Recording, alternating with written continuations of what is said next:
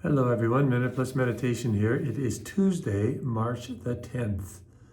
First reading, see how we hop around, as I've mentioned a long time ago, in the Old Testament during the season of Lent. So now yesterday it was from Kings about the name and the general. Today it's from the book of Daniel.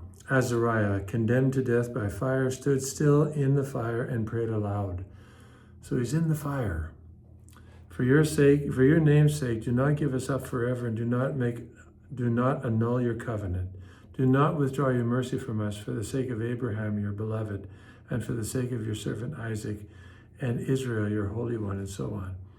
And further down, yet with a contrite heart and a humble spirit may we accept as though it were with burnt offerings of rams and bulls, or with tens of thousands of fat lambs, and so on.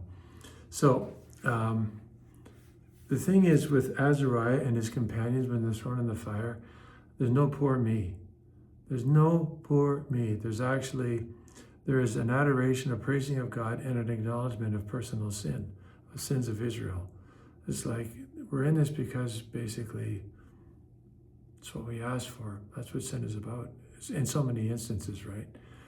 In this case, it was the corporate act of Israel turning against the Lord, not listening to him. They're hauled off, into exile. And the prophets were always very clear about this.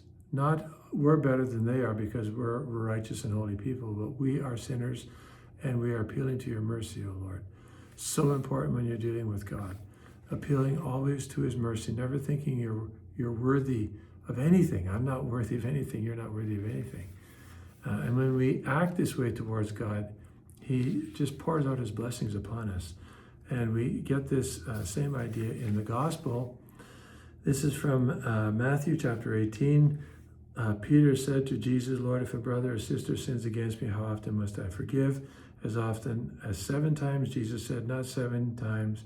I tell you, but 77 times, which must have blown Peter's lid off. Basically, it boils down to this. When you want God to stop forgiving you, then maybe you can stop forgiving somebody. Isn't that a good way of putting it? So do you want to stop God forgiving you? Do I want to stop God forgiving me? And do we think that there comes a point when God doesn't need to forgive us? Are we that self-deceived? So if we want God to always forgive us, then we must always be ready to forgive another person. To me, that's a pretty simple trade-off, a pretty simple way of understanding all this. Keep this in mind and just keep asking God for